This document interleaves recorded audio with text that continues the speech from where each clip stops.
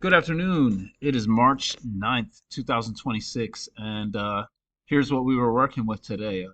A wild ride. I think this was a 300-point day. Okay, 234-point day. So, yeah, it was crazy. Let's take a look at the 17,000 tick chart just to get a quick look. So, in the overnight, we gapped down and we hit had a very strong bear bar. Then we got a second leg down, and really it just reversed from there. We um, tested resistance up here a couple times, and then we got two legs down before we bounced and went higher. So you get one leg here, a second leg, and then a third very strong leg. Um, and we filled that gap. So that's the first thing you want to be looking at is that gap. And you know, we traded down. We've been in a trading range for so long that when it gaps down like that, you can feel pretty confident that we're going to fill that gap. Might not be today, but in this case, it was today. So let's take a look at the 2700 tick chart.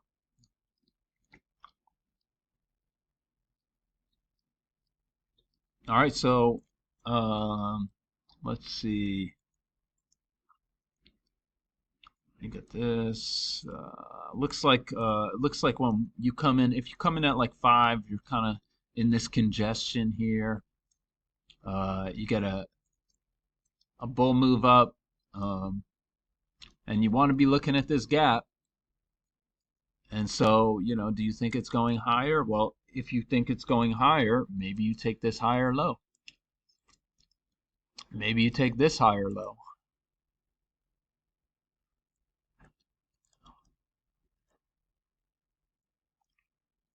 And, if you're looking for a swing, which I think you should be, you get a nice move on this one. And this one doesn't get you a very nice move. And, when you get these 4 sideways bars at a proven level of resistance, I think you got to take your profits. And, that's what all the computers did. So, I think there's a valid argument for going short up here. You get a lower high. This is just in the middle of the range. So I wouldn't take that. And then you have this OO bar is what I would call that. Is you got this bar is an outside bar, and then you got an outside bar outside of that. So I'd be a little hesitant to take that. However, you can see there's a gap between the low of this bar and oh no, that's 2 bars following. So I mean there is a gap between these 2 bars, but that's not really a huge sign of strength. But you can see there's a gap below this low when this bar pulled back. So I mean maybe you're thinking, okay, it's strong bears, and you would have gotten a move out of that. Honestly, if you got some guts here, this looks pretty good. But you're going into the EMA, and there hasn't really been a test of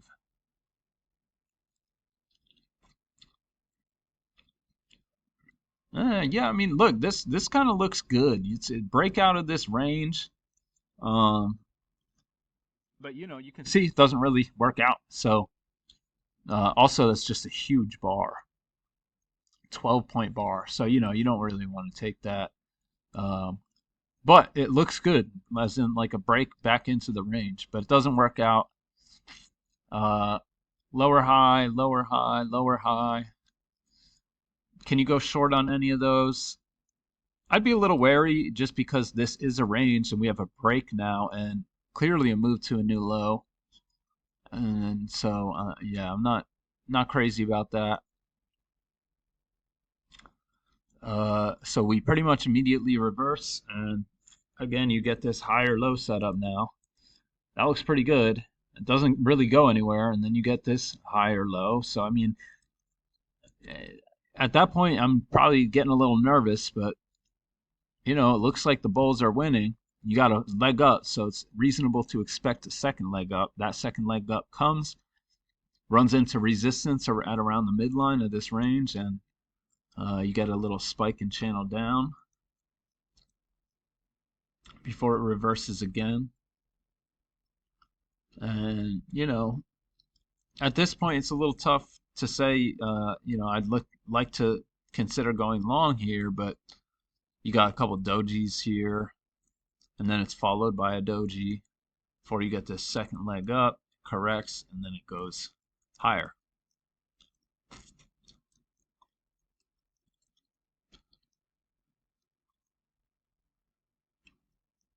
All right, we're going higher. We go sideways around that midline. We break higher into a spike and channel. And this is making new highs. So let's take a look at this channel. Whoops.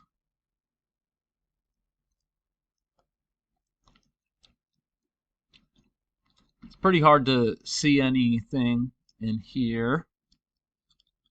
We break out, we come back. You got two pretty strong bear bars here, and we close the body gap, so there's no real gaps here. We bounce, get a higher low.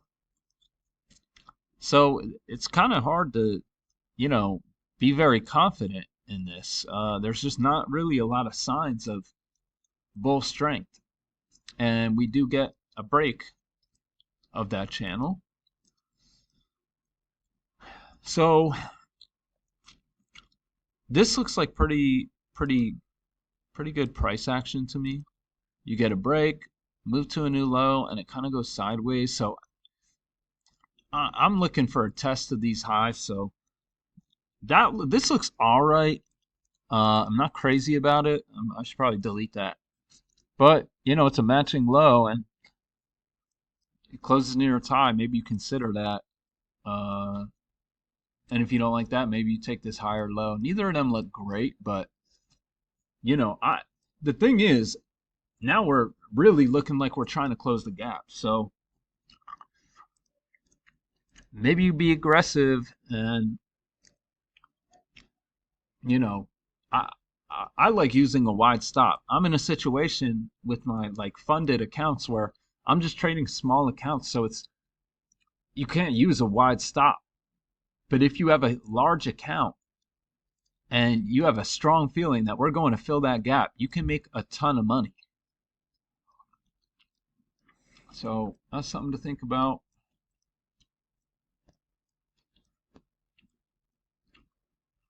No real nice setups in here.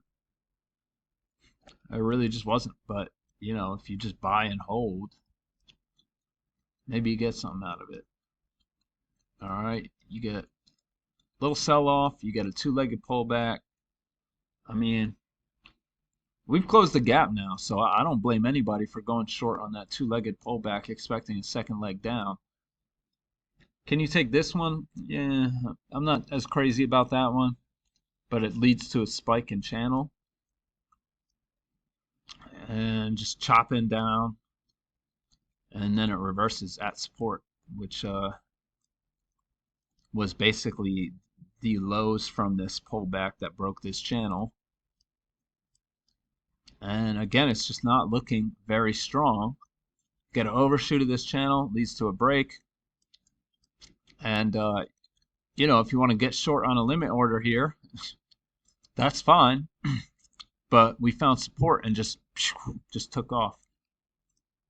And again, if you can have a wide stop, you can buy this. This is a sell buy the close bull trend. You get a spike in channel. Not really crazy about anything in here. Maybe this on a stop market order. That's pretty much it. So wild ride today.